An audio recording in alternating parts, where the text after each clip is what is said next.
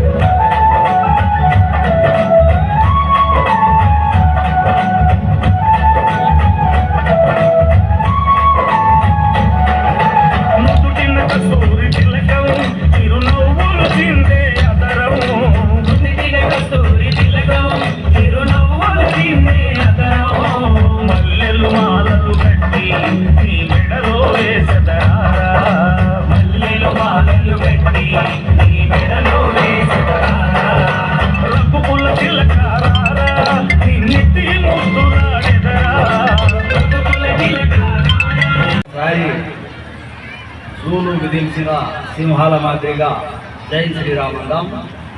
జై శ్రీరామ్, జై శ్రీరామ్, జై జై శ్రీరామ్.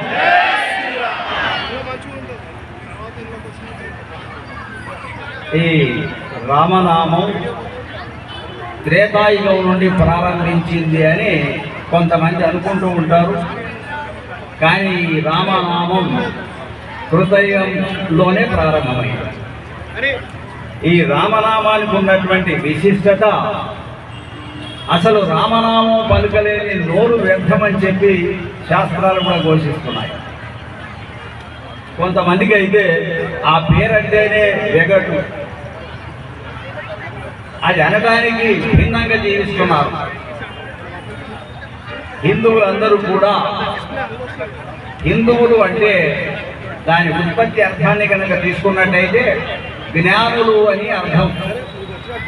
హిందువులు అంటే జ్ఞానులు అని అర్థం. ఈ జ్ఞానులు భారతదేశంలోనే ఉండేవారు పూర్వకాలం. అందుకే ప్రపంచ దేశాలన్నీ కూడా తల వంచి భారతదేశానికి నమస్కరించేది. కానీ ఇప్పుడు నా దేశం కల్తీ అయ్యింది. కల్తీ అయినటువంటి నా దేశాన్ని స్వచ్ఛంగా చేసుకోవడానికి యువత ముందుకొచ్చేటటువంటి తరుణాలు ఆసన్నమైనాయి. అందుకు గాను 100 సంవత్సరాల ముందు నుంచే మన ఈ ఆర్ఎస్ఎస్ అనేటటువంటి ఈ సంస్థ ఆ కల్తీను నిర్మూలించడం కోసం అనేక రకాలైనటువంటి కార్యక్రమాలు పనులన్నీ కూడా చేపడుతూ ఉన్నది కూడా. ఆర్ఎస్ఎస్ అంటే దాని అబ్రివేషన్ మీకు అందరికీ తెలిసిన విషయమే. కానీ కొత్తగా చెప్పాలంటే ఆర్ అంటే రాముడు, ఎస్ అంటే సీత, ఇంకో ఎస్ అంటే శక్తి. రాముడు సీత కలిసి ఉన్నదే శక్తి, అది ఆర్ఎస్ఎస్.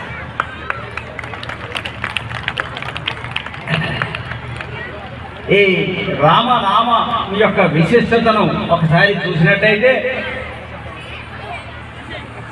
ఈ సమస్త విశ్వాన్నంతా కూడా ఓ ఆవగింజ ప్రమాణంలో ఆదిశేషుడు తన తలపైన మోసుకున్నాడట.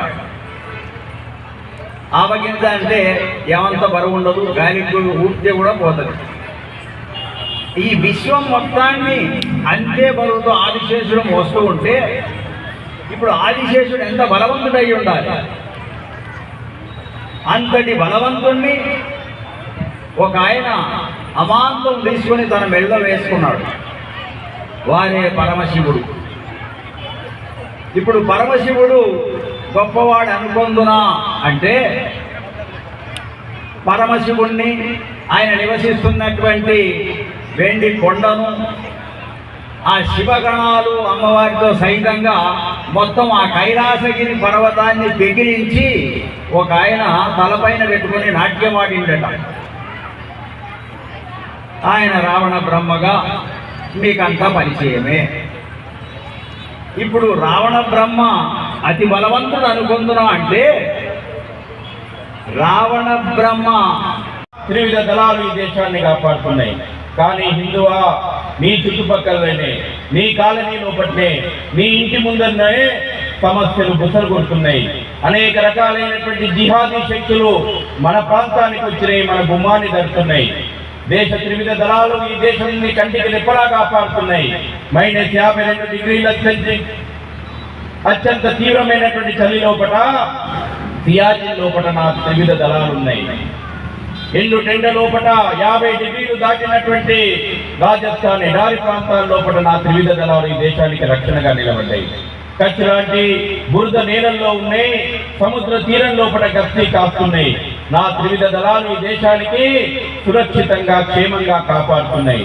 ఓ హిందువా, సమస్య నీ ఇంటి తలుపు కొడుతుంది కదా, నీ గుమ్మం దగ్గరికి వచ్చింది కదా, నీ కాలనీలో జిహాదీ శక్తులు పెట్టేగిపోతున్నాయి కదా. హిందువా, ఏకంగా ఈ శక్తుల నుంచి దేశాన్ని కాపాడడం కోసం ఆ సైన్యాలు ప్రదర్శన చేసేది. ఓ హిందువా, ఈ దేశాన్ని, ధర్మాన్ని, సంస్కృతిని రక్షించడం కోసం ఎందరో మంది యుగ పురుషులు జన్మించి ఈ సనాతనమైనటువంటి శ్రేష్టమైనటువంటి ధర్మాన్ని అందించిపోయిండ్రు, నిలబెట్టిపోయిండ్రు, కాపాడి పెట్టిపోయిండ్రు. అందుకోసమే ఈ రోజున హిందువులుగా మనం ఉంటున్నాం. హిందువా, భవిష్యత్తు లోపల నాటి మహనీయుల యొక్క స్ఫూర్తిని ముందు తరాలకు అందించి ఈ శ్రేష్టమైనటువంటి సనాతనమైనటువంటి ధర్మాన్ని వెంకటేశ్వరరావు గారికి, అలాగే విద్యాశ్రీ గారికి ప్రత్యేక ధన్యవాదాలు. కటాక్షంతో ముందుకు వెళ్ళాలని కోరుకుంటున్నాము. ఇంతకుముందు చెప్పినట్లుగా సమితితో పాటుగా ఆర్ఎస్ఎస్ కార్యకర్తలు, దాతలు, ఈ గ్రౌండ్ ఇచ్చినటువంటి బచ్పన్ స్కూల్ మేనేజ్మెంట్ వారందరికీ